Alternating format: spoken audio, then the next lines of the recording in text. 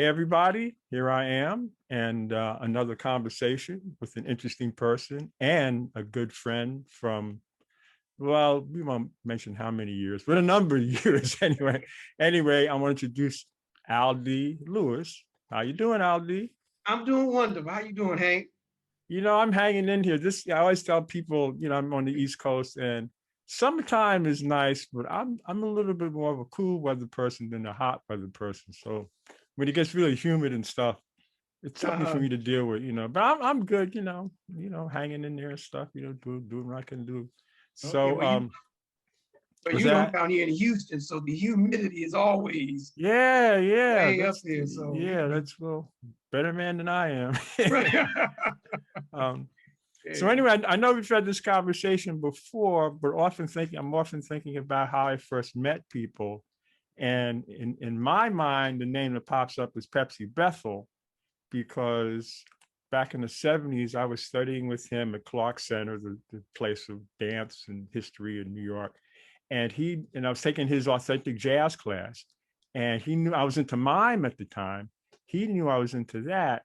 And I'm pretty sure I don't know if he mentioned your name to me or literally introduced me to you, but I know he mentioned he knew someone who also did mime. And that's my earliest memory of connecting with you. I knew the tap came along and our friend Jerry, but and that's boy, I was at Clark Center late 70s and stuff. So I don't Okay. know what's your concept of how we connected. Well, my concept of when we connected is actually working with Jerry after I had met him. And we're Uh, talking about Jerry Stevenson, a good Jerry friend of Stevenson. ours Yeah. that we'll talk about a little bit more later on, but Right. Right. a great That's guy. where I remember actually meeting you during the time when there was some kind of audition going on, but he had mentioned your name prior. So I had heard Ah, of you. I just didn't know who you were. hmm, Again, it was a project he was working on, and uh, uh, and there was an audition I think that was going on, yeah, and you showed up videotaping, and yeah, in fact, that's probably where I actually met you, as opposed because in my mind, I thought I met you when we were actually doing the recordings.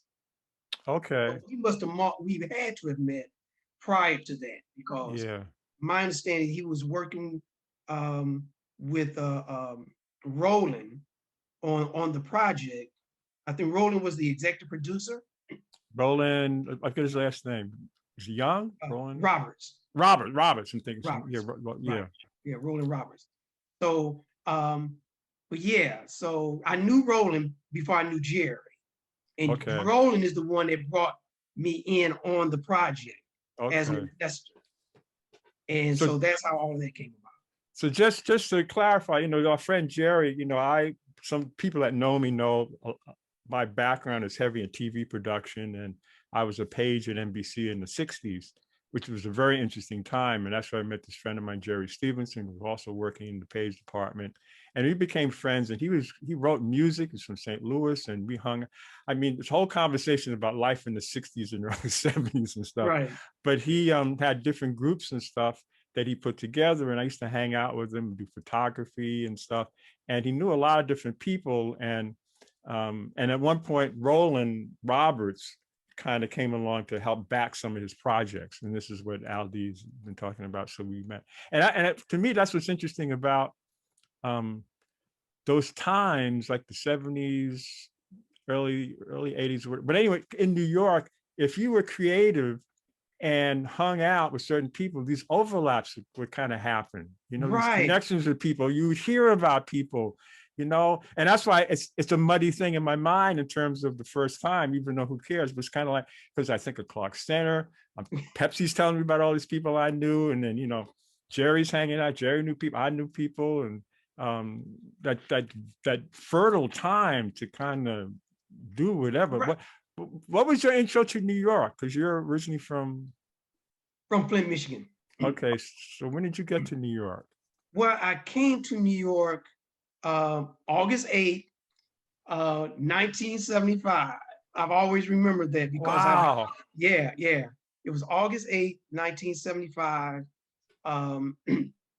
I had decided that I was not going to go back to school. I was attending Michigan State University. I already spent 4 years. I had changed my major from pre-med and anything math and science to like engineering.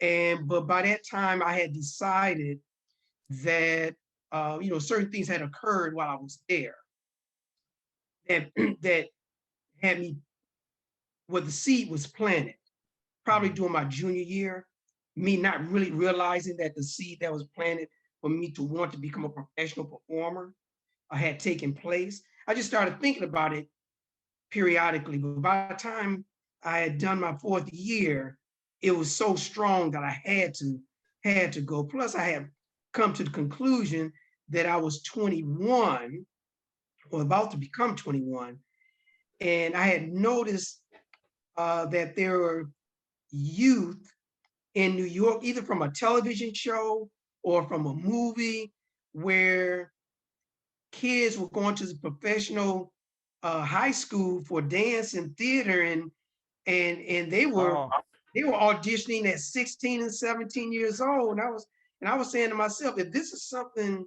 that I'm going to do, I'm starting late. mm. So I've got to decide what I'm going to do. Am I going to leave now, or do I wait and try to finish school and then give it a try? And I had a cousin of mine that said, "Look, I'll pay for you to head that way." And that's what he did. And I decided to just go ahead and take off. And that's what I did. I came to New York, not really knowing anyone. Um, my cousin, my first cousin, had a cousin that was living in New York. And those are the people that I actually stayed with when I first got there for about 2 months before I moved into my own. Wow.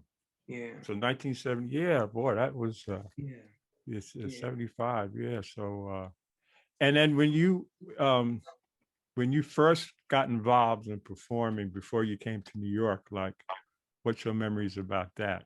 Like the Okay. early Well, you strike me as somebody who probably as a kid had a lot of energy. oh, I don't know. I don't I know. don't Yeah. know. I was what you call very studious. Mm, I was the type. I'm gonna tell you something. My cousin that used to babysit us told me. I never realized it, but I can agree that I did exactly what she said to me. what's that? She said, when you were a kid, we didn't have to worry about where you were. She said, because you would be 4 or 5 years old, maybe, yeah, 4, 5, 6 years old, and all the kids would be run up and down the street. We come outside and you'd be staring at the ants for hours at a time, Mm, just watching the ants go up and down the sidewalk, up and down the wall. Is that I just paid so much attention to those ants that again they never had to worry about where I was. So I was not a person that ran around and was, I don't think, was very high energy. mm, However, later on in life, I realized how much of an athlete that I was. So mm. that only came in, that only happened because a friend of mine said, "Hey man, you should wrestle." I never thought about wrestling, but he had wrestled. And he said, "Man, you would be good." And sure enough, he was right. I became a wrestler, became a varsity wrestler on the high school team, and one of the best wrestlers in the city, and that kind of stuff. And yeah, Wow. but I, in terms of dance, I didn't pursue dance. I didn't pursue the arts at all.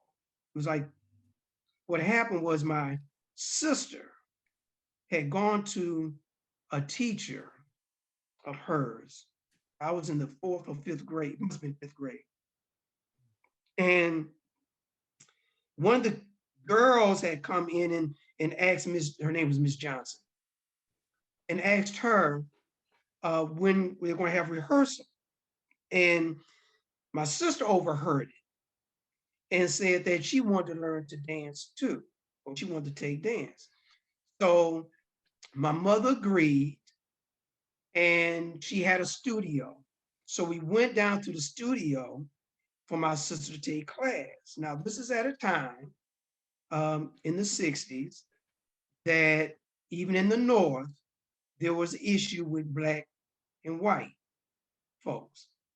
So this was a time where my daughter wanted to take class. The teacher was white. All the students there pretty much were all white. And at the end of the year that my sister was taking class, she needed a partner because the parents of the guys did not want their son touching my daughter. Wow. I mean, my sister. I'm sorry. Yeah, touching yeah. Your sister. Yeah, your sister. Right. So the teacher asked, would I be willing to learn what I need to do to partner my sister in the ballet? And that's how I actually got started. The very next year, she wanted to continue taking dance. I agreed to go ahead and take dance. And I ended up being the first African-American to be accepted into the Flint Ballet Theater. Wow. As time went on. And so, and that was in the 6th or 7th grade. But then remember I said I eventually wanted to wrestle. But in order to be in the Flint Ballet Theater, you had to take classes with your teacher to also be a participant with the ballet company. With the company. Right. But I had decided I wanted to wrestle, and the time of wrestling took up any time to talk about going to taking class in ballet. So the Flint Ballet Theater made a point, said, well, if you can't take class outside of coming here, you can't be in the ballet anymore, ballet company anymore.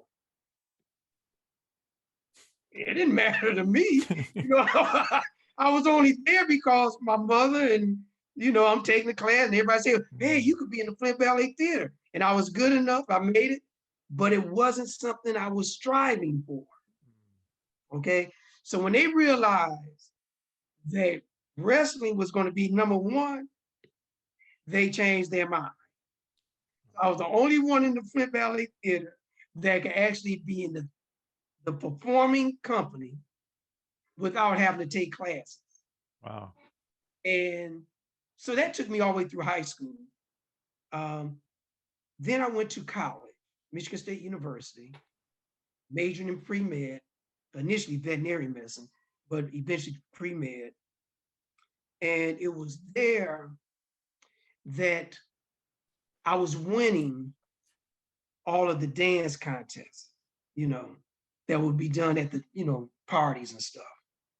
And I would think I was doing what everybody else was doing, but everybody would say, but no, you do what we do, but there's something like just different. And they never explained what that difference was. I never understood what that difference was until much later in life, when I can analyze, but at that time I would just do. And one day, well, prior to Alvin Ailey coming on campus, because this is the early times of Ailey, for all intents and purposes, they were becoming very well known nationally and internationally and things of that sort. So, but it was when I was in the 9th grade, when I had decided to stop taking ballet, that all the kids were invited to the auditorium called the Whiting Auditorium to see this Black dance company. And it was there that I saw the Alvin Ailey Dance Company. I was definitely impressed. I loved watching. And when the guys came on and, they're doing all this athletic looking stuff, man, I was like, oh, man, that's really good. That's really nice. I really enjoyed it, but I didn't say to myself, that's what I want to do. Okay. So it was only later, I was on campus at Michigan State, that Ailey came to the campus. And I remembered them from being in the 9th grade. And I said, oh man, I want to go see them. So of course I went and saw the performance, and I heard that they were holding a workshop for people to come. And it wasn't a lot of Black folks on campus. And I knew that there was some way, or I felt there was some way I might be able to get in to take a class, only because it was Alvin Ailey. Okay. So I went and I got in and I took the class. And while taking the class, he comes up to me. Alvin Ailey. Wow. This is Alvin Ailey. Right. He comes up to me and he says, if you ever decide to come to New York, I'm going to put you on scholarship. And I was like, wow. I hadn't taken class since 9th grade. And yet here are these kids who were there studying in the dance department. But he comes up to me and says, if you ever come to New York, I'll put you on scholarship. Mm-hmm. So that was the point, I believe, that started the seed being planted about dance. I guess so. Though everybody on campus always looked at me as the dancer, but I'm talking about up-to-date dancing though. And they were willing to, I remember the Deltas, Delta Sigma Theta. Yeah. The girls came up to me one day and said, and I thought they were crazy. They came up to me and said, we want to do a fundraiser. And there's this area called the Kiva. And so in the Kiva, we would invite everybody, we have them pay like 25 cents to come see you dance. I was like, pay to come see me dance? I never heard of such a thing. I was like, oh no, I'm not doing that. I'm not doing that. But people were seeing things in me that I did not see that affected them. It just didn't affect me that way, right? Because I was just doing what I do. And that was it. Mm. So it was those kind of things that were going on that allowed me to think about coming to New York. And I think the very last thing that was made my mind click in such a way that was, okay, no more studying about math and science, all this stuff. This is something I'm going to pursue. Mm. It was the summer before my 4th year at Michigan State. And someone was teaching a class at this place called McCree Theater. The person was not from Flint, but I found out later that her family had moved from Detroit to Flint. She was attending Juilliard. And so when she came home from Juilliard, she came to Flint because where her family was staying now, no longer in Detroit. So she was holding this workshop and I decided I was going to go. I went, only 2 of us showed up. And while taking the class, she did exactly the same thing that Alvin Ailey said. She said, you know what? She said, you need to be in New York. She said, because there's not many male dancers that can bring to the table what you bring. You could be a choreographer because I've been watching you do this stuff that you in this class, just watching you. And she said, you need to be in New York. And so I think that's when it solidified itself. Because that very next year, you pretty much say I was in school, but I wasn't. Because my mind was set on New York, huh? I was already gone. Yeah, you out of body experience. Right. And that's what brought me to New York. Because you had relatives in New York, right? Well, I didn't know that at that time. Oh. It's only at the last minute when I was telling one of my cousins what I wanted to do. Yeah. He was working the shop. So he was making decent money. And his thing was, man, go and do what your talent is telling you to do. I will pay for you to go to New York. And he said, and I'm gonna set it up. And that's when he called his cousin and said, I got my cousin that want to come to New York. I'd like for him to stay with you all. That's how I ended up in New York. Wow. It was a last minute deal. It literally was a last minute deal. And he recognized how much I really wanted to do it. It's interesting how things happen, you know, Yeah. in one's Yeah. life and stuff. So you get to New York, and the dance world in New York, and actually the 70s is when a lot of stuff started to happen with dance. I mean, I remember suddenly there was, you know, because I had an apartment down on 16th Street, and I'd open up the paper. What should I go see today? You know, it was easy to see stuff between the Village, Uptown Harlem, whatever, all kind of stuff, and it was affordable, and there were classes and companies, and so you come into all of this, right? Oh, yeah, absolutely, totally broke.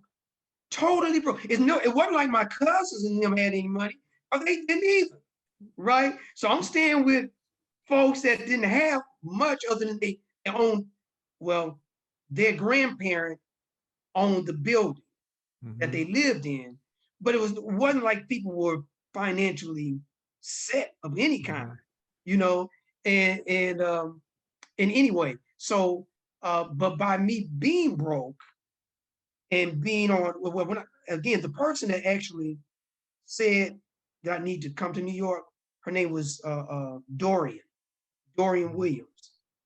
She's a Dorian Bird now, but that time it was Dorian Williams. And she danced with Sounds in Motion, Diane McIntyre.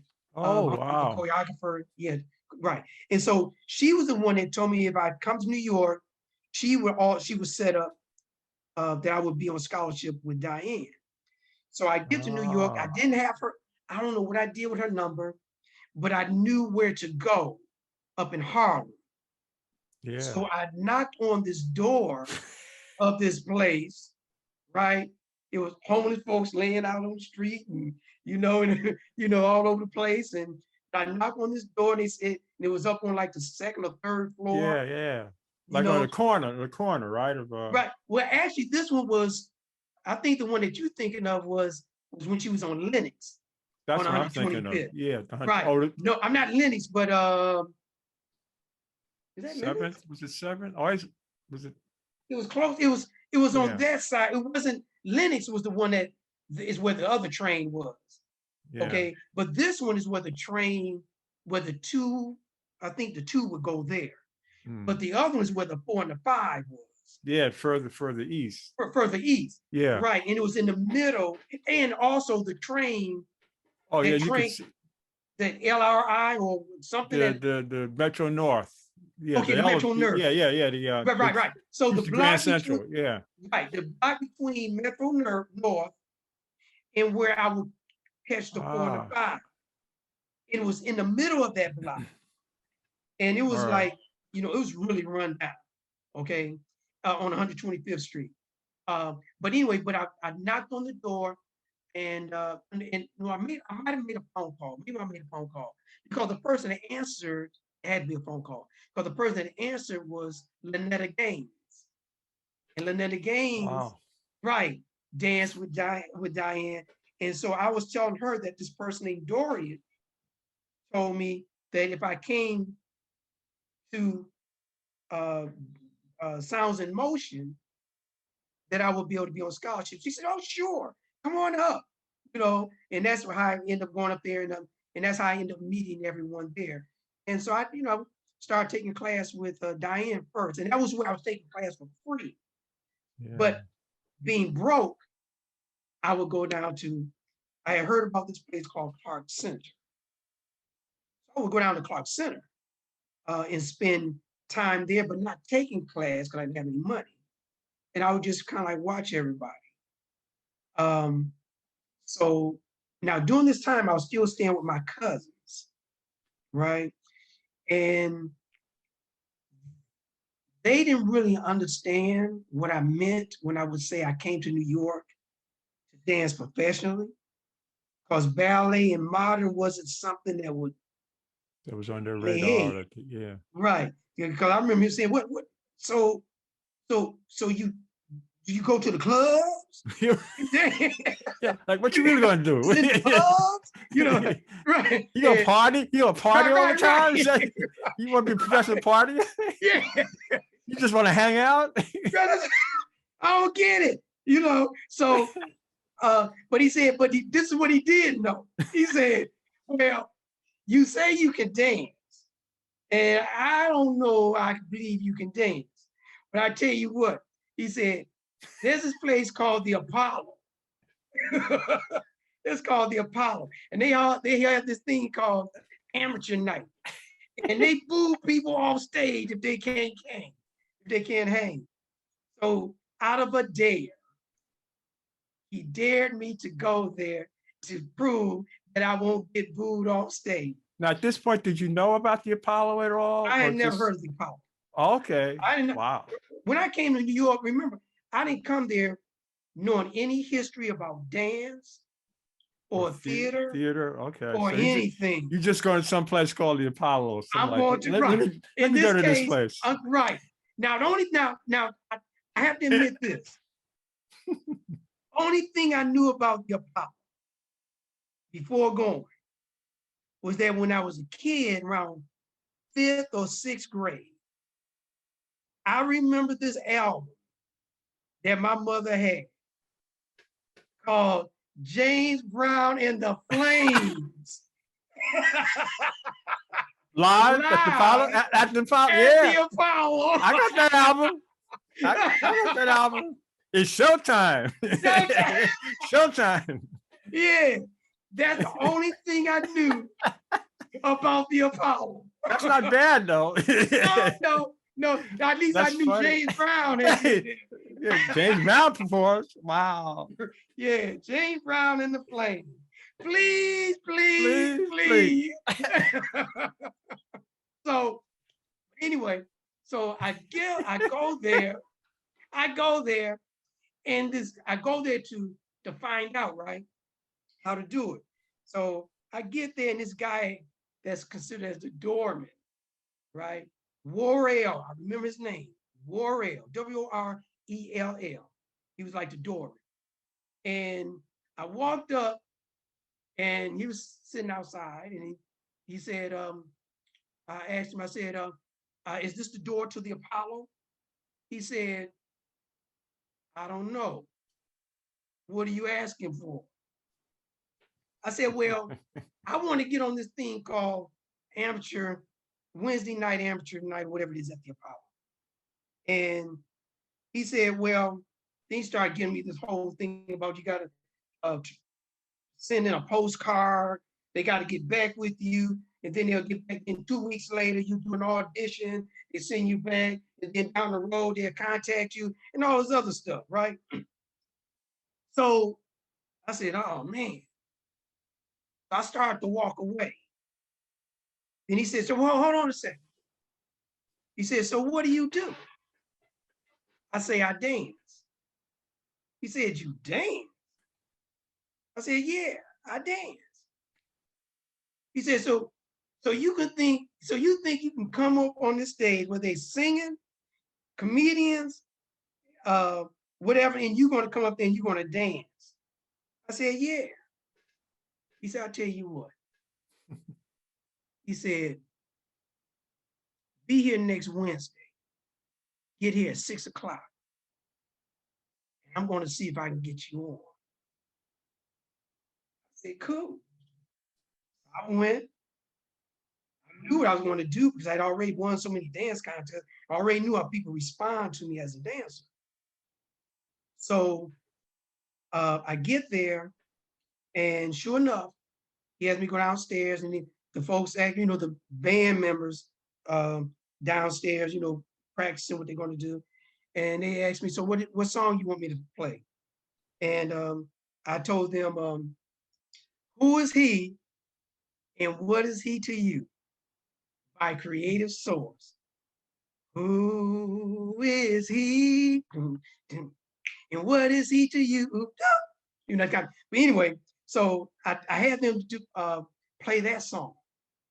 And I had decided that not only was I going to give them what I know people from home respond to me a certain way, but I was going to include some jazz and modern movement to go with it. So think in terms of how the locking, the soul train, the dun dun, all that kind of stuff, and the robot and all this other stuff. I had decided I was going to start off with some of the modern stuff just to surprise them. And then I went into a split, like a James Brown type split, and I stopped. And from there, I started going into the robot. And I came up. Then I started doing the locking stuff. Man, that place went nuts. I mean, literally nuts. Women were running all up to the front of the stage. It was almost like James Brown or Michael Jackson in their heyday when folks would just run up to the stage screaming and hollering. It was Alde live at the Apollo. Yeah, right, exactly. So I'm up there doing my thing. When it was over, this guy comes up to me, this older guy. He comes up to me, gave me this great big old hug. And he says to me, he says, man, a dancer had not won. Oh, by the way, I won. And he said, a dancer had not won Wednesday night at the Apollo, whatever it is, amateur night at the Apollo, in over 25 years. Yeah. Wow. And he said, in time as we talked, he said to me, because of where your body moves and the syncopation that I know that you hear because you do it in your body to the music. So I know you can hear something that others are not hearing. And he said, if you can take what you hear and can put it into your feet, that there will be nothing in the world that can stop you. That person was Charles Honey Combs. And that's how he and I met. Now, not knowing the Apollo, not knowing who he is, except for this older guy, right? Except for this older, and like I said, I was only there to prove a point with my cousin, right? So once I did that, anything else and everybody else, they say to me, I'm like, ooh, I'm not here for that. I'm here for whatever. So I go down to Clark Center. And like I said, because I didn't have money, I would just sit in the hallway kind of stuff. And so periodically, when you people going between classes and then others resting in between other classes. And so we would talk.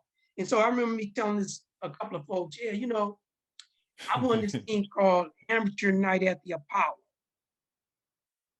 And this guy named Honey. This guy. Yeah, this guy named Honey. And they'll go, Honey? I said, yeah. This guy named Honey? You mean like Honey Cole? I said, yeah.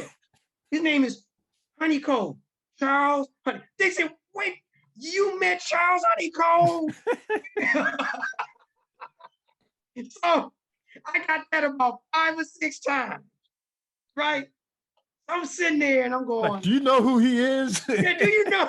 Don't you know? So I said to myself, being the intellectual that I am. Yeah, because you study the ants, right? Yeah, right. And, cell phones weren't in play at this time. Right. Hey, you couldn't go. You had to go to the library. I said, I think I better go to the library. So I go to Lincoln Center, because Clark Center is not far from Lincoln Center. And I go to the library. So I'm looking up this guy's name. And that's when I find out who this cat was. And then not only do I find about him, but then I found out about Charlie Atkins. And then all of a sudden I picked up this other book. And next thing I know, I'm reading about all the tap dancers. Yeah. And the history of tap and all this other stuff. So I'm blown away. And I'm not tapping at this time. Right. But for this guy to say that what he said to me, now it wasn't like I hadn't had tap. It's just that I had real basics, fifth and sixth grade. Yeah. We just learned to shuffle and ball chain and heel, and ball chain. Yeah. It was the most expensive thing that I did. Ball chain. Like, So whoa. you about to be introduced to the real thing now, right? Right. So I said, okay. So now the interesting thing here, give me his phone number. He didn't think I was gonna jump on it right away anyway. Probably the way I responded to what he had just said, right? He probably saw me kind of like go, oh yeah, okay. I'll think about it. Yeah, young blood. So after, like I said, after I heard, I said, man, I went if I found that phone number. I gave him a call. I said, Mr. Cole. Mr. Charles Honeycombs. Great artist you are. I said, can we meet at a studio? So, and sure enough, he was true to his word. He said, I will set it up, you just show up. And so I get there, and he starts to do simple stuff at first. And he saw how quickly I was picking it up. Then he says to me, then he does one of his steps. He said, I'm gonna show you something. And down the road, you'll be able to say to folks, this is the step that Honey, one of his favorite steps that Honey loves to do. Because he knows who he is. He knows I don't know who he is.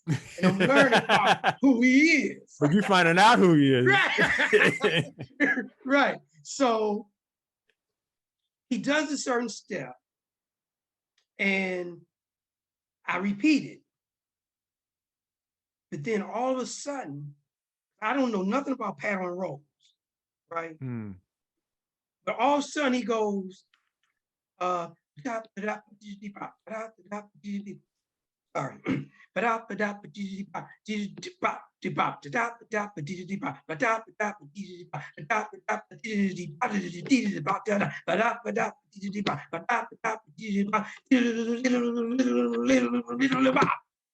Right? I'm looking at his feet. And do you know I repeated exactly what he had done? Really? Honey looked at me, and I'm thinking, I'm just looking at his feet. I'm just doing what he said to do. He looked at me and he goes almost like as if I was playing him, as if I didn't know anything about tap. But the thing was, I only knew basics, but I had never seen anyone do what he did. And all I did was see what he did, and then I just simply repeated it. And right away is when he said, I don't want you taking tap from no one. He said, I want you to teach yourself to tap, because obviously there's something there that you don't even know that you have. And you need to hear what you need to hear and bring that forth. Wow.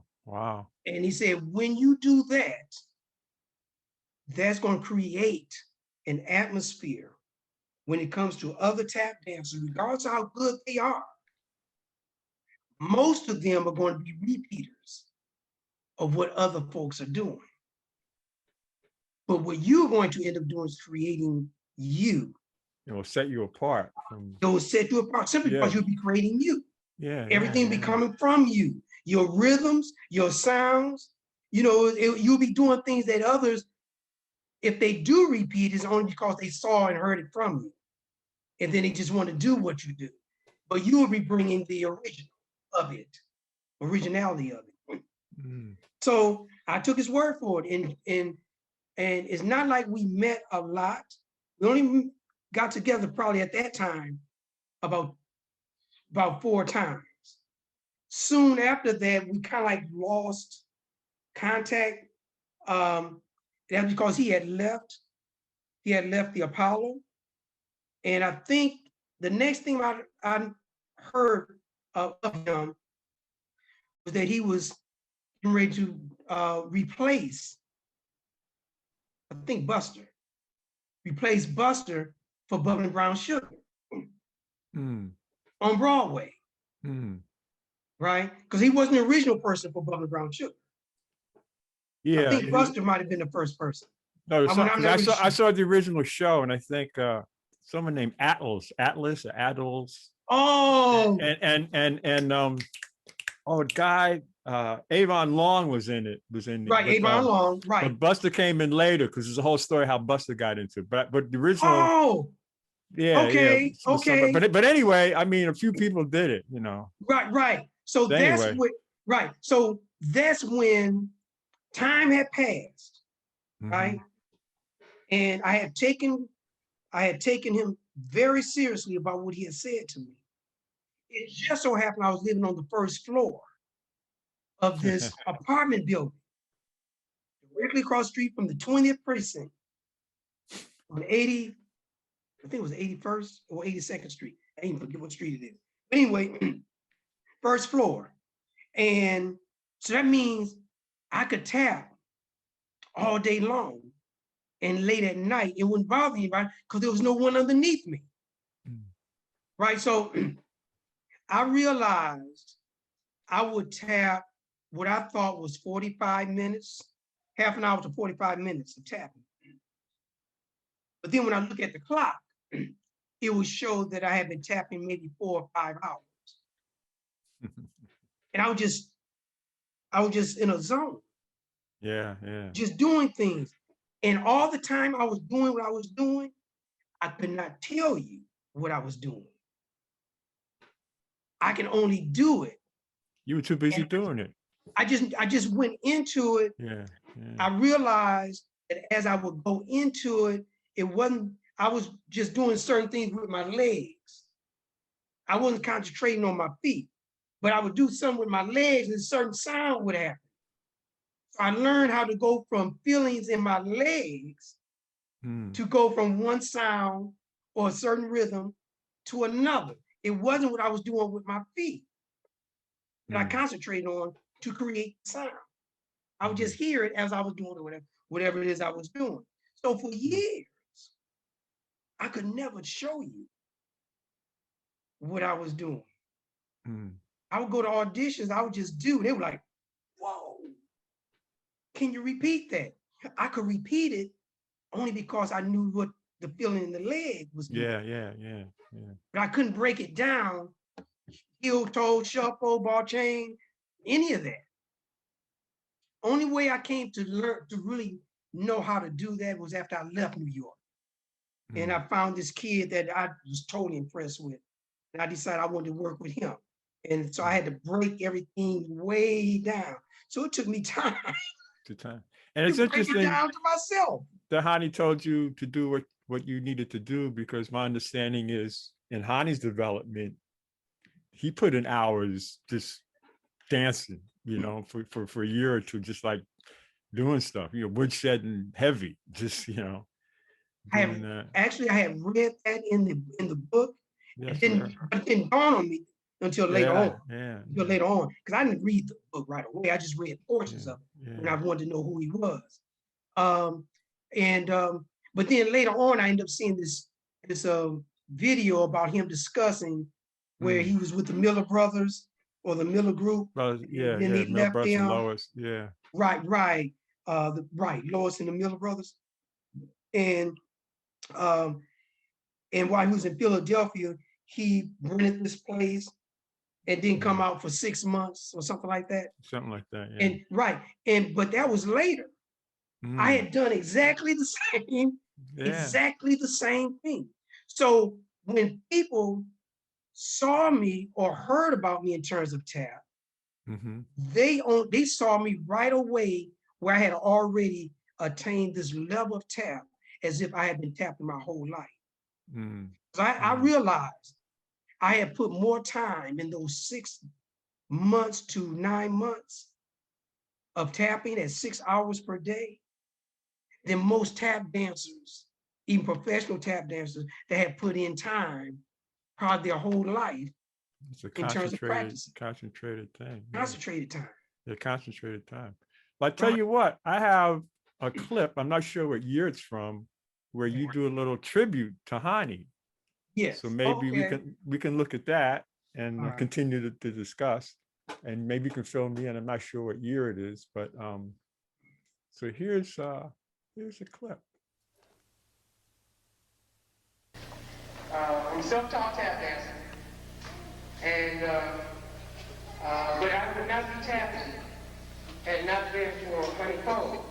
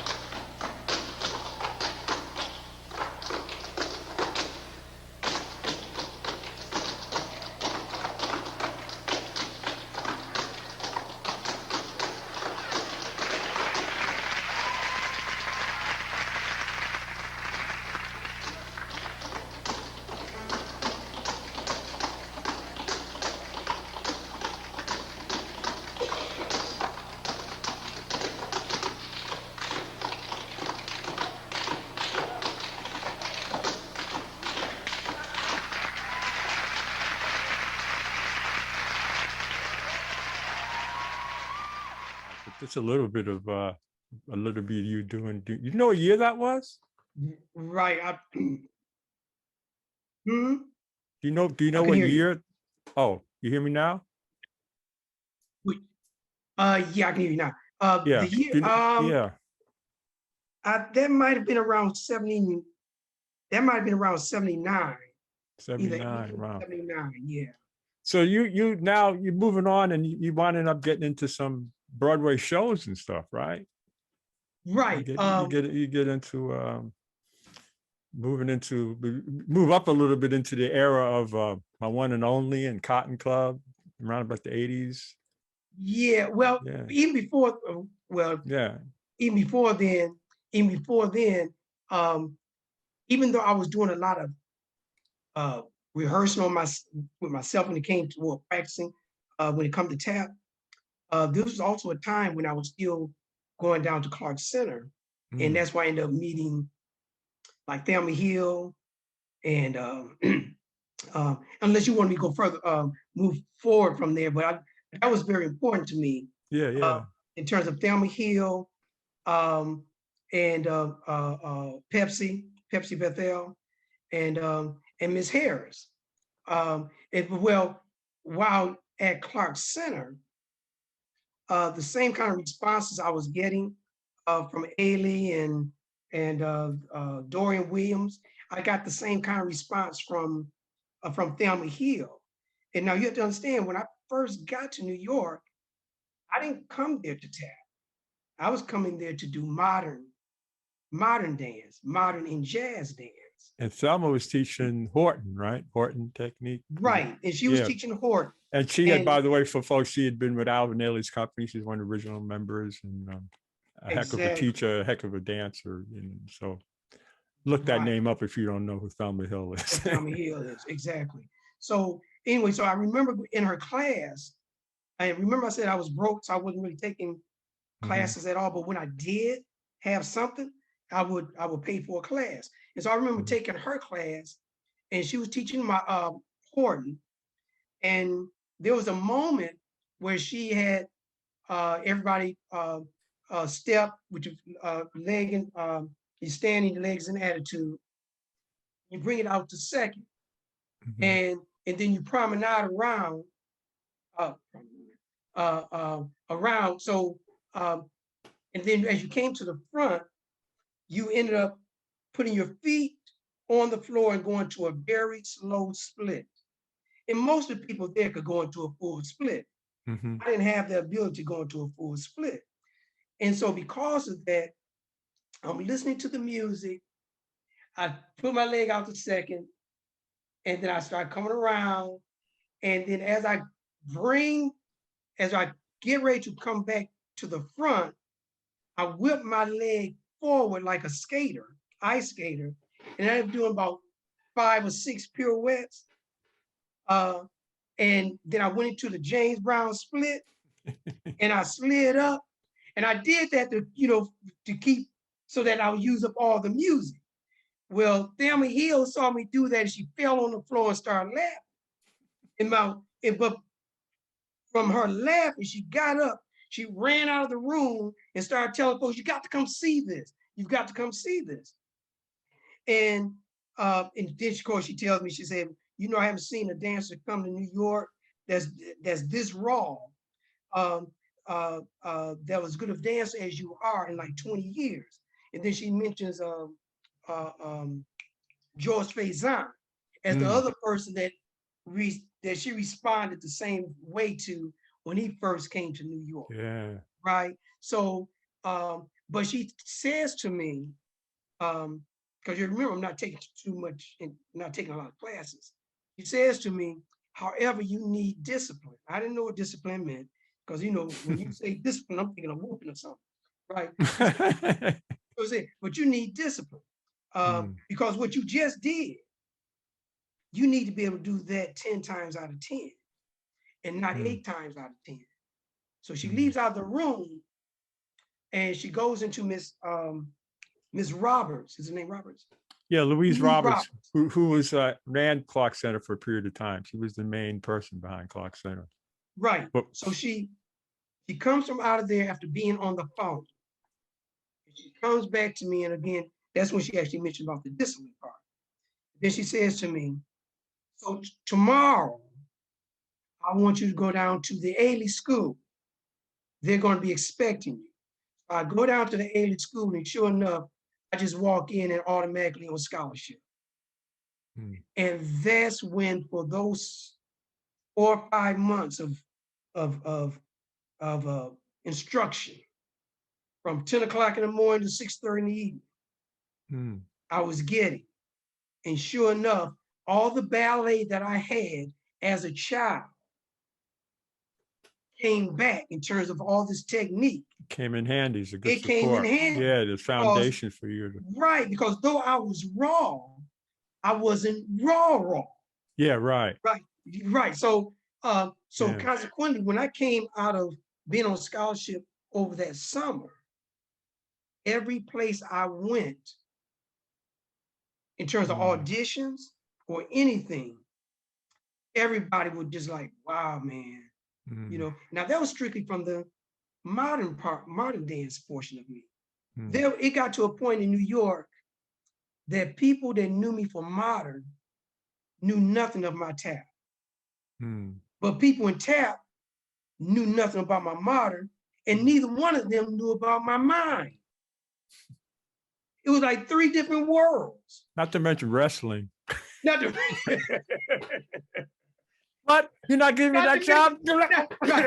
right. What was that again? What's that again? Exactly. Not to mention, I was afraid of no one.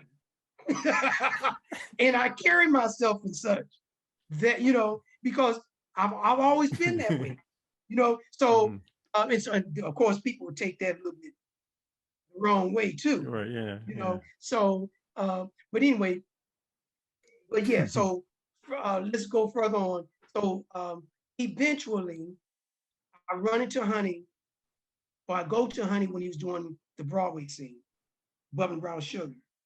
And remember, I was saying I had done all this practicing and stuff. And so I just said, okay, well, I couldn't afford to go to see the show. So during intermission, I worked it out that I was able to see him in his dressing room, right? Or either intermission or it might have been in between shows. It might have been. You're talking about Bubbling Brown Sugar now? Bubbling Brown Sugar. Okay. Right. So Bubbling Brown Sugar was in between shows. I was able to catch him in his dressing room, and I said, I want to show you something. So I started showing him what I had come up with. And it was then that he says to me, I've seen a lot of young cats out here tap dancing. And you right now is the best one that I can see that exists for this era. Okay. But he said, what I had just shown him, I just showed him one side. You know, I had all these sounds coming out, right? And he says, what you want to do is that everything that you do on your right side, make sure you can do exactly that with the exact same efficiency on your left side. He said, because there are too many one-sided taps. One-sided dances, yeah. And he said, if you're able to do that, or when you're able to do that, then again, that's going to put you in a whole nother place when it comes to tap dancers. And sure enough, you know, I took everything that he said as gospel. And so everything that I do, whatever I do on my right side, I will be able to do on my left side. Now that's different from what kids are doing now, because you know, as time goes by, there may be some things that come into play, feet wise, that others will put emphasis on, because everybody loves to imitate or repeat what somebody else is doing. The current thing, yeah. Right. So you get a lot of kids that can do both sides, and they can do all this stuff. But there's kind of one thing that's missing to me. And I say to me because it's the same thing that Honey kind of like put into my mind, was that what made him different from the great tap dancers that he was around, and why people would end up putting him, quote unquote, on a pedestal, is because he took note of color. When I say color in terms of the ability to present texture, different texture. As you tap, it wasn't all one heavy sound. It wasn't all just light sound. It was, and it was all the movements that you did. You didn't necessarily do all this crazy stuff all over the place, because you want to be able to use certain portions of whatever you do for coloration. And it's the whole body. Right, and he used his body as he danced, and not just being stiff and doing what people do. And consequently, as I say, you engage the audience deeper that way, which is the whole point, you know. It's the audience takes in different things.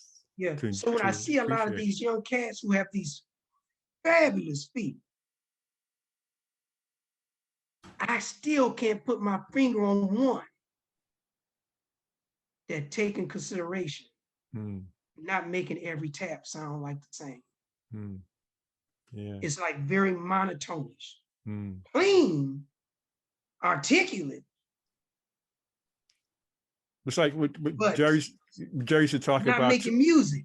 when our friend Jerry was coming up, and one of his mentors looked at his music and talked about needing more different dynamics, Yes, meeting different, this thing about bringing different kind of, and whether you use the term shape, color, dynamics, textures, but again, all exactly. that other stuff, and then and that creates longevity and engagement with people watching it.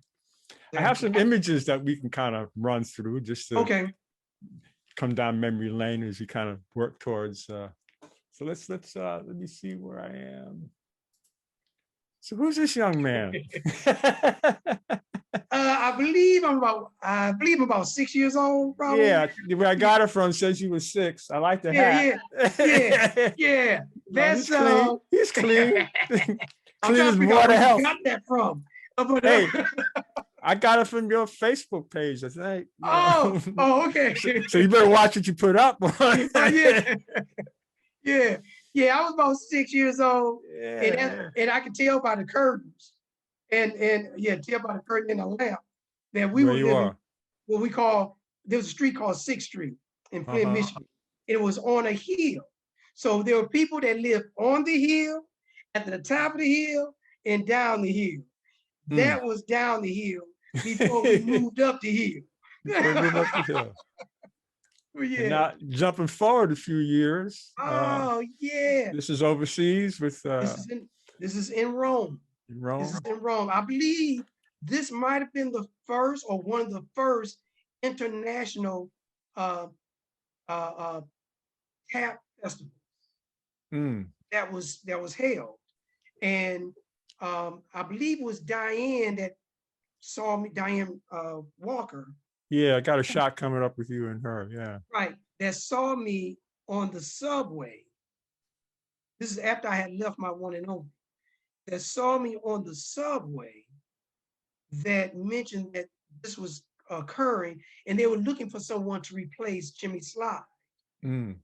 And so they were asking, would I be willing to take his place as part of the Hookers? And the Copacetic were there also. Also, yeah. Right, but I performed as one of the Hookers. And you're sitting here with Charles Cookie Cook, who's kind of like my mentor. Okay. And Henry Faith Roberts, parts Yes, of Henry. the Copacetics. So that's Exactly. But this shot, the picture was taken in. It was like the mayor of Rome, wherever he is, and all that whole place was so huge on the inside, but and it had all these great artworks. It's like the same place. Now you're with the Hoofers in this shot. Exactly. Exactly. George Hillman, Ralph Brown, myself, and Lon Chaney. And Mr. Paddle and Roll. Mr. Paddle and Roll. and a lovely woman looking over your shoulder. Exactly. Well, I don't know who that is. Who that is. Or who painted it. It was nice. And there you go with Diane. Yes. Diane Walker. Yeah. Same place. Everything's so big, like the windows look, they were huge. Right, because everything is like is huge. Over the top, Right. Now this is a take from the movie Cotton Club. It came out 83, 84, and shot from the one man dance. And you led it, and behind you is Skip Cunningham. And behind Skip is Rudy Gardner. Then behind Rudy is Luther Fontaine. Is that Luther? Yeah, thank you. Luther Fontaine, and then Jan, right? Jan Mickens. Jan Mickens, and then David Jackson. Wow. Yeah, Cotton Club. So that was happening. And this is an interesting shot. Yeah, that was from Big Deal. That was from the show Big Deal. That's me on the left. There's Alan Weeks right there, right next to me. Yeah, Alan Weeks, remember him. Then Bob Fosse. Then Derek's, that's Cleavant Darius because he has a twin. Yeah, I used to mix them up. Right. It was Clinton and Cleavon. Yeah. This is Cleavon. He actually had received the Tony Award for the James Thunder character from Dreamgirls that Eddie Murphy ended up doing in the movie version. And I think he did some work with Mickey Grant. I think Your Arms Are Too Short to Box with God, maybe. Or Oh yeah, oh absolutely. Yeah. Yeah, well, he was always the music person. Because I remember seeing him a lot. After he got with Bennett, he was like the person who dealt with the music for Bennett. Bennett like Carroll, like the right? Musical director, all that kind of stuff. Bennett Carroll, right? Bennett Carroll, correct. Yeah, Urban Arts. And then over to the right is Larry Marshall, who made a little career being Cab Calloway for a while, right? Exactly. Exactly. In fact, while we were on the set of Cotton Club, that's the character that he played. Was the Cab Calloway portion of that. Yeah, you with Arthur Duncan. Yeah, Arthur Duncan. And actually, that was here in Houston. He came here for a tap performance, and I made sure I attended. And Diane was there also. And I tell people the only reason I watched the Lawrence Welk show was to see Arthur Duncan. I believe a lot of us was like that. You know, we joke about it, but that's back in the day where quick, it's a colored person on TV. Come on. That's right. That's right. Somebody, that's right. There's a Negro on television. There's a colored girl dancing. June Taylor dances. There's a colored girl in there. Exactly. You know? Right. That's when we use colored and Negro. Negro, right. Yeah. And now I'm a recent shot with you and Diane. Right. And I want to take this shot specifically as a before and after, because she was here in Houston, and I already had the photo of she and I when we were in Rome. Yeah. That was good. And I know swing dance has been part of your world too. And this is the great exactly. Norma Miller. Norma Miller. Who almost made it to 100. Yeah. Yeah. But she did it her way. That's right. Now the show, my one and only. Right. This is, and I think this part I think you said you took. What you took? This is from, I grabbed the still. This is from when the Tony Awards. From the Tony Awards, okay. You all did a number from my one and only. So what is this? 1983, 84. It was 84. 84, right. And because all you all in my one and only auditioned for the Cotton Club movie when that came out, you know, in 83. So I remember that. So this is the number, and I caught a couple of shots because you were in the front there. That's another one. And this is the one. This is before you just done a bunch of pirouettes across the floor, and then you're about to do one of them splits, man. If I just had to grab this, I mean, it's like, yeah, I'm about to go. Right. Well, it was funny because I had people that would come to me that were ushers. That were ushers at Chorus Line and a couple of other places. They would time it every show that towards the end, they could leave where they were, rush over to the St. James just to watch me slide across the floor. And it would. Yeah, man. I don't know if you know Rasha Miller. Rasha Miller. I know the name. Right, Rasha Miller Gums. I think his last name. But anyway, that's who the person that used to come and say, yeah, man, we had to come and see you do that slide every night. So for my one and only, the Tommy Toon was the star, and Hani was in. Right. Who you played, Mr. Magic? What was the character? Right, Mr. Magic. Correct. He was in. So this is from the show My One and Only, and Alde was in the chorus of the dancers, and then we fast forward a bunch of years. That's right. And there's a decision to revive My One and Only. Was it Goodspeed? Was that the name? Goodspeed Opera House, correct. Goodspeed, and now this is Alde in the role that Hani had done. The shot you just seen before. This is Alde in the role. And I remember Jerry, our mutual friend, calling me up telling me that there was going to be a revival and that they tracked you down because because somebody said the guy to get is Alde Lewis. And you know, what goes around comes around. Yeah, there's a his last name. I'm bad with names. But anyway, so I was at home because I had been in Michigan for quite a while, taking care of my mother. And so I wasn't doing any Broadway, I wasn't doing anything in terms of theater. And this guy named Ken, I can't think of Ken's last name. He was a choreographer for Q. It was called Q on Broadway. God, what's Ken's last name? But anyway, Ken had someone from the agency that was holding auditions.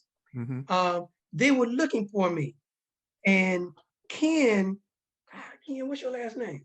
But anyway, so Ken is the one that told them where I was. That he knew I was in Michigan. He said, "Oh, you looking for him? He's in Michigan. But you got to figure out how to get in contact with him." Someone contacted me on Facebook, and and it's from there that I found out that when I showed up for the audition, that the director, who was Roderick, Roderick, what's Roderick's last name? I don't know. Anyway, Roderick. But anyway, he was the director. So he's the one that said that he was looking for me, and that and the producers were looking for me. And so when I showed up, they was totally surprised. They was totally surprised. And like I said, the reason I showed up was because of Honey. I knew the relationship that he and I had had. He had, passed at this time years, almost 20 years prior. And I wanted to do this as a tribute to him. Yeah. And that's when I Yeah. And coming more up to date, there's a show you put together. This is a show called We Two. It's a show about me, and it's really almost like a biography, but it's a story about me and raising my daughter as a single parent. From the time that she was 11 until the time she went off to school, to college, and the trials and tribulations that brings forth, but the love and the respect that comes out of being a parent, and the child eventually respect the child's wishes and their thoughts and their thought processes, and the same thing in terms of the child respecting and coming to understand the importance of what a parent has been telling them as they were growing up. Wow. Well, as we wind down, there's a couple of things I want to get at. And one of the things I want to do, we've been making reference to our mutual friend, Jerry. And I have a little snippet of this recording session that Jerry did. And Alde's, this is from 1988. Some of you out there have heard me talk about Jerry. Some of you have seen a few clips on him. But just a little flashback.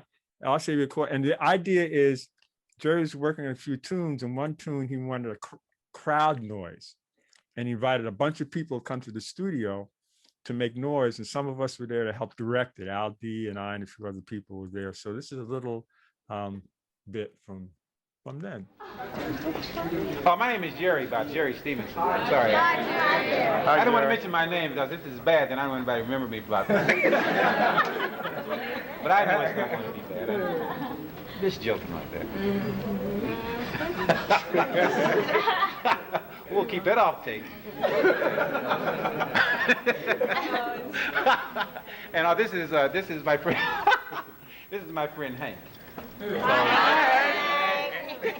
if things go wrong, half of you can attack him and the other half. Yeah. And let me know when you're ready, Tony. Is Tony back? Okay. Meanwhile, let me keep introducing some people that you need to know. There's Roland Roberts. Roland doesn't like to be singled out. Roland Roberts is the boss of this whole operation. Right. So he's responsible for all of us being here. So he's well appreciated. You can bet on that. And let me see anybody else who might. Oh well, we have a few celebrities in the house. Have any of you ever seen Sophisticated Ladies? Well, just recently in a performance down Atlantic City for the entire summer, a run down there, Alde Lewis performed.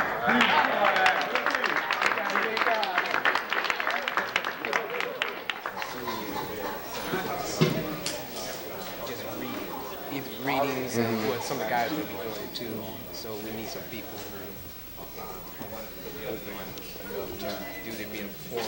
Do the performer. Yeah, you're right. You just told me. Yeah. Yeah, right. So, yeah, you did it. So, yeah. Okay. Okay. Got it. Right. Great, let's do it.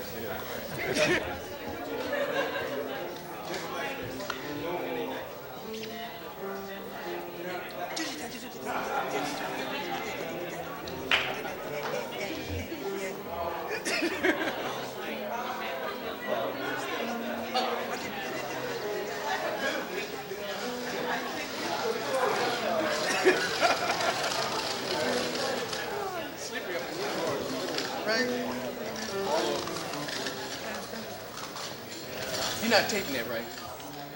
No. Right.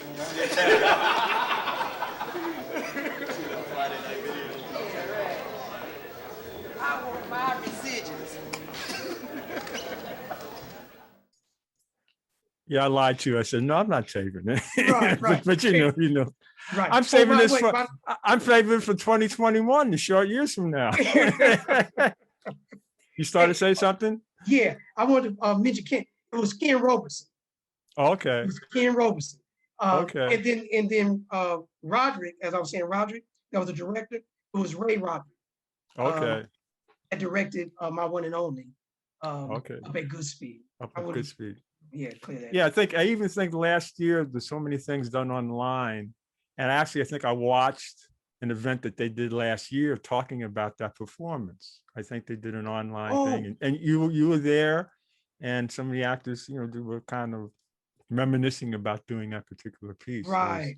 Interesting to see that. So. Yeah, because we were all hoping that version was going to be the revival, for Broadway. But it never did get picked up. So, but it was enjoyable to do. Yeah, it must have been good to do. So I know there's one more thing to get out an endeavor you're involved in, but I have just one last question just to kind of wrap up when it comes to tap dance and when you see dancing, and you've touched upon this a little earlier, but what do you look for? What do you think about when you're looking at tap now, looking at people? What do you listen for or look? And again, you've talked about it a little bit, but. Right. Again, it's a good point to be made again, because sometimes, it's some people can become feel offensive about whatever the impression that one may have on what they do. And all I'm doing is what Honey ended up saying to me. I ended up recognizing that what he was saying to me historically about all forms of art, I don't care if it was painting, oil painting, or it could be voice singing, or it could be dance. It really doesn't matter. Historically, those who are considered as the elite and at the top of their game understood texture, understand coloring. And when I use coloring, I'm using that to say that the different things that you bring to the performance or to the art that is not monotone. And a lot of young cats, because of what was pushed recently, I use the word recently, but it's, back in the 80s, whatever, of all this hard tapping, the young cats grew up not understanding that there is soft and forte and pianissimo and all these music terminologies of what it is that one should be able to do to bring the audience to you and allow them to feel the ups and downs of the emotions that you're presenting to them. If everything is hollering, because that's what that is when it becomes monotonish, kids and everybody will do this. They just cut you off in terms of what they're listening to. So it's been very hard for me to go to tap festivals because listening to everyone have these fabulous feet, but sounding exactly the same throughout the whole number, it becomes boring.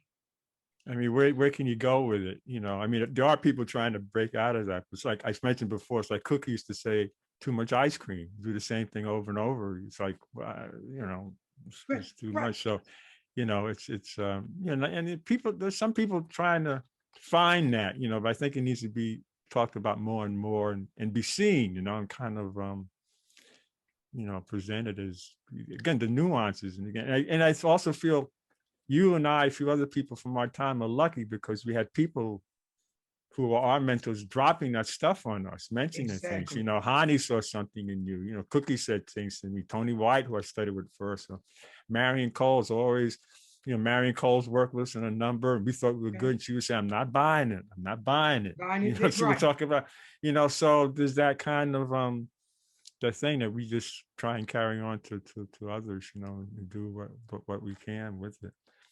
But I had some of them will actually hear it, some will hear it, yeah. others will take offense to it. They'll just, you know, some will take offense to it because as far as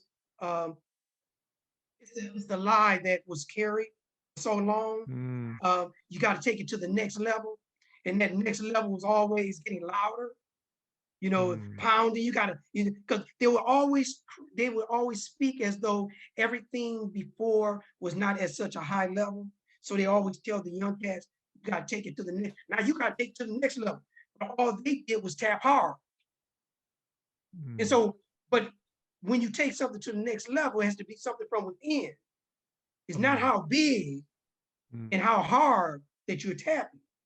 It's what do you bring to the table that make people feel the different sets of emotions, not one emotion, the different sets of emotions that is really life.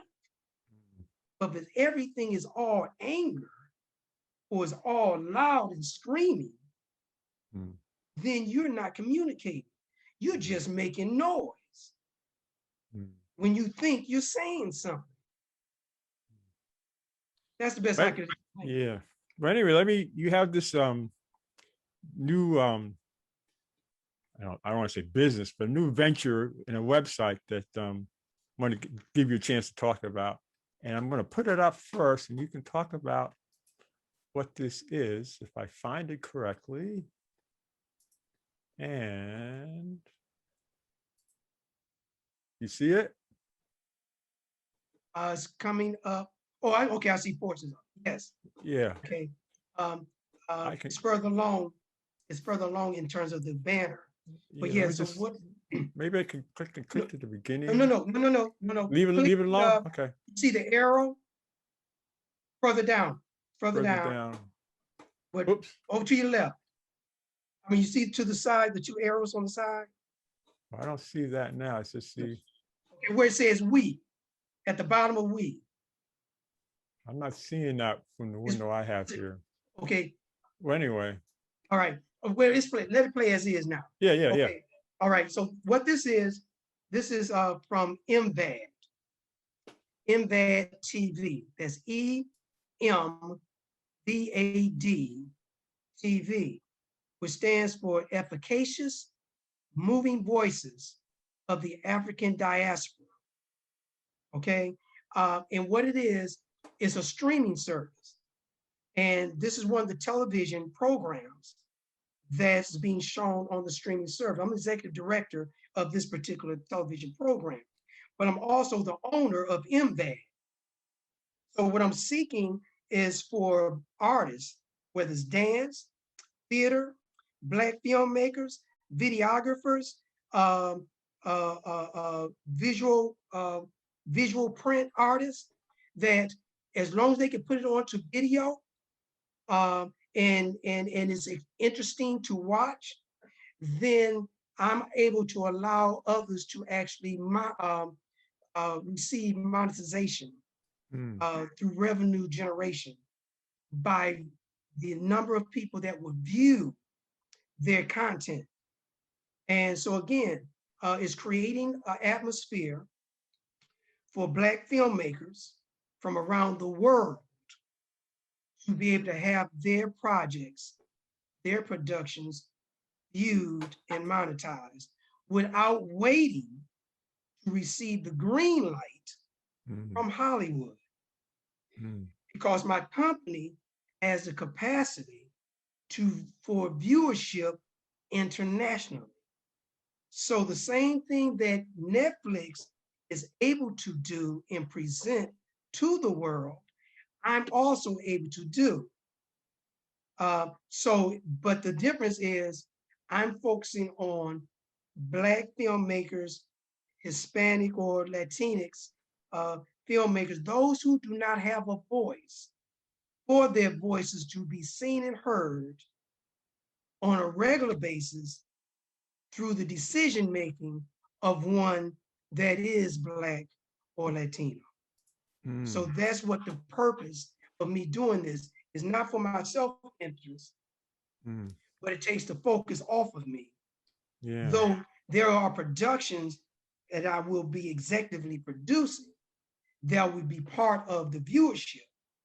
But the goal is to give the opportunity to the, as I said, the African diaspora from around the world to allow their voices from whatever the country that they're living in, to allow them to have their voices to be seen and heard around the world through this medium. So if you're interested in finding out about more of this, there are Alde has 2 websites, and Right. you can explain the first one. Okay, the first one is my nonprofit. It is through my nonprofit that I create by content that I'll be presenting onto MVAD TV. But it's also the nonprofit website that you will go to learn the details of what you're to do if your interest, if you have content professionally produced that you would want to be shown on MVAD. So go to the nonprofit for all of that information, plus getting other information that my nonprofit carries. So the nonprofit is the first one up. Yes. Efficacy movement. Right. And it can lead you to the second website on the slide there. Yeah. Exactly. The second one, the MVAD, that's all right. The MVAD website is the one that you just watched, which gives you the platform which will be shown on. So I think we through covered subscription. It's through subscription, so that's how revenue is generated. We covered a lot of ground today. And but that's what I wanted to do. I wanted to showcase what you're about and what you do. And this has been good. And I enjoy this. Yeah. I mean, bringing back some memories, and I think it's also important because it's history. It's a context of things in terms of stuff we talked about, and also this great thing about technology.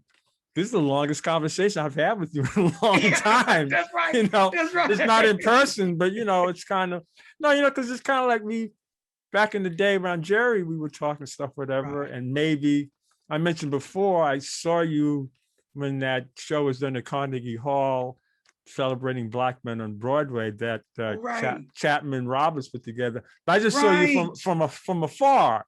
I didn't get to hang with you, so I don't even know the last time I've hung with you to do so. So thank you for consenting to be part of this. I appreciate all of this. I appreciate all of this because, but in that part with Jerry, because I can get a little bit emotional on that one. So because of the relationship that we had developed, and then I also knew how close you and he were. So it was I really appreciate this is what I really want to say. And I often tell all this back to me. I tell people, in terms of the creative arts and stuff, you're lucky when you have your people. When you meet people you connect with. And I've been lucky in my realm, and I know you've gone through things in addition to mentors. And then, there's a bunch of younger people I know now who completely impressed me that I learned from, So yes, getting this out there is like really important. So anyway, thank you, Alde. Thank you all for watching. And until the next time, as corny as it is, peace. Peace. Yes. All right.